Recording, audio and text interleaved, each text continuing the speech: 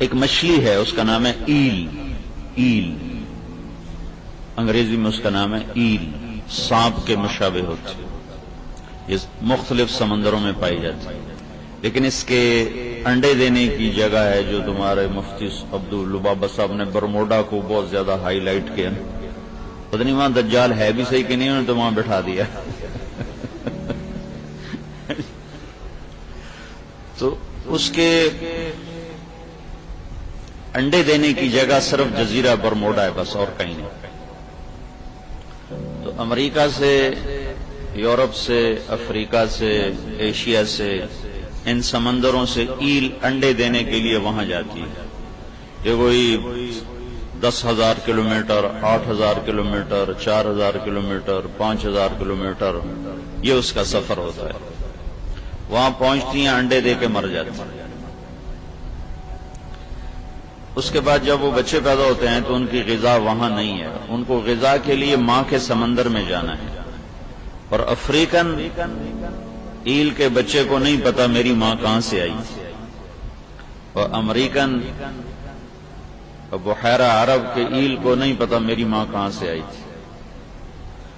اور نیچے 800 میٹر کے بعد سورج کی روشنی سفر نہیں کرتی، اندھیرا ہوتا ہے، گپ اندھیرا ہوتا ہے۔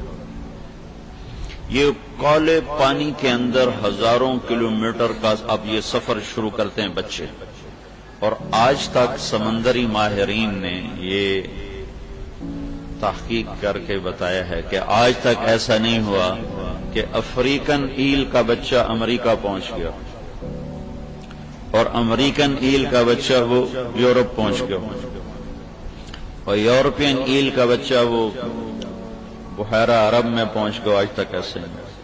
ایک اور مچھلی ہے سائمن، بہت خوبصورت مچھلی ہوتی ہے، یہ تو بدصورت سی، یہ بہت خوبصورت ہوتی ہے، سرخ جلد ہوتی ہے، چمکتے ہوئے ستارے ہوتے ہیں، یہ میٹھے پانیوں سے سمندر میں آتے ہیں، میٹھے پانی، اور میٹھے پانیوں کے کتنے دہانے ہیں جو سمندر میں آ کے مل رہے ہیں، کتنے دریا ہیں جو آ کے سمندر میں مل رہے ہیں، لاکھوں کروڑوں۔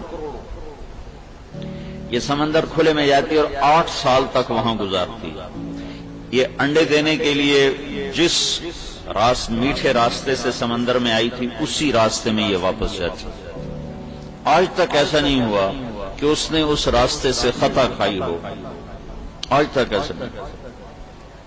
ابھی بھی میں آ رہے تھے تو کراچی کے رہنے والے یہاں پہلے آئے ہوئے ایک دوسرے سے پوچھ رہے تھے مدرسہ جانے کا راستہ کون سا ہے، ٹیلی فون پہ ایک دوسرے سے پوچھ رہے تھے مدرسہ جانے کا راستہ کون سا ہے، ابھی تم آگے لگو مجھے تو یاد نہیں ہے۔ یہ انسان ہے اور وہ ایک دفعہ آتی ہے، ایک دفعہ اس میٹھے پانی کے بہاؤ میں چلتی ہوئی سمندر میں چلی جاتی، پھر 8 سال اس میں وہ رہتی ہے، پھر جب وہ واپس جاتی تو ٹھیک اسی دہانے پر پہنچتی ہے، اور اوپر یہ پانی کے مخالف سے میں چلتی ہے، اوپر جا کر انڈے دے کے مر جاتی ہے۔ ربنا الذی اعطى كل شيء خلقه ثم هدى، یہ میں آپ کو مثالیں دے رہا ہوں کہ اللہ نے کائنات کو کیسا علم والا بنایا۔ جانور ہیں، نباتات ہیں، کبھی آم کے اوپر انگور نہیں نکلا، کبھی انگور کڑوا نہیں ہوا، کبھی کیلے پر امرود نہیں نکلا، وہ اتنے سمجھدار ہیں یہ درخت کہ وہی دیتے ہیں جو ان کے اندر اللہ نے ڈال دیا۔ کھیکر نے کانٹا ہی نکالنا ہے، آم نے میٹھا ہی ہونا ہے، لیمو نے ترش ہونا ہے، کنو نے کاشیں بنانی ہے، انار نے دانا دانا ہو کے پیک ہونا ہے۔ یہ صنع اللہ الذی اتقن کل شیء، یہ وہ علم ہے جو اللہ کائنات کو دے چکا ہے بغیر بغیر کسی کے سیکھے۔ اللہ کی سانپ کو کیسے پتا چلتا ہے میرے اندر زہر ہے؟ اسے کون بتاتا؟ اور اسے کیسے پتا ہے کہ میں ڈستا ہوں تو اگلا مرتا ہے؟ یہ اس کو کون بتاتا؟ کہاں سے اس کو یہ علم آتا؟ یہ جو سانپ یوں کر کے حملہ کرتا ہے اس کی رفتار ہوتی ہے 90 میل فی سیکنڈ۔ جو سانپ ڈستا ہے، ڈسنے کے لیے جو مارتا ہے تو 90 میل فی سیکنڈ کی رفتار سے حملہ کرتا ہے۔ یہ علم وہ کہاں سے لے کر آئے؟ یہ اللہ کا دیا ہوا ہے ساری کائنات کو اللہ نے علم بخشا اور بہت خوبصورت علم دیا، اور بے خطا علم ہے، بے خطا ہے ان کا، وہ اپنے علم کے نہ خلاف کرتے ہیں نہ ان کا علم غلط ان کے اندر جاتا ہے۔ آپ بکری کے آگے بہترین پلاؤ پکا کے رکھو، وہ منہ ادھر کر لے، کہے گی میرے علم کے خلاف ہے، میرا پرہیز ہے، میں نہیں کھا سکتا۔ شیر کے آگے مٹھائی رکھو، وہ منہ ادھر کر لے۔ گوشت کو رکھو، گوشت دھو کے رکھو، دھو کے صاف کر کے، منہ بھی نہیں لگانی۔ خون سے لتھڑا ہوا گوشت ہوگا تو کھائے گا، اگر اس میں خون ملا ہوا نہیں ہے تو وہ بالکل نہیں کھائے گا، یوں بیٹھ جائے گا آج یہ صاف گوشت اسی کھاؤ، میرا پرہیز۔ اور شوگر والے مولانا صاحب کے آگے مٹھائی رکھو، ضرور کھائے گا۔